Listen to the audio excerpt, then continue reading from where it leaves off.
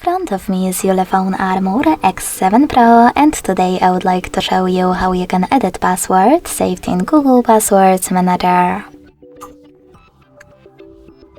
Begin by opening Settings and scrolling down to access Google.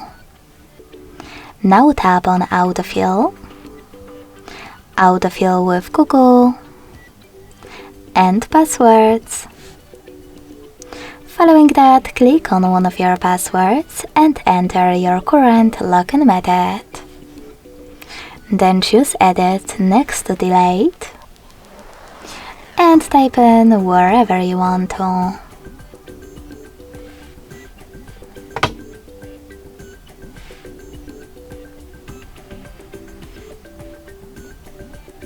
When you finished, tap on Save at the top right corner.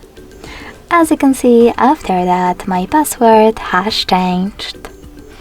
Thanks so much for watching. If you enjoyed this video, leave a like, comment and subscribe. Bye!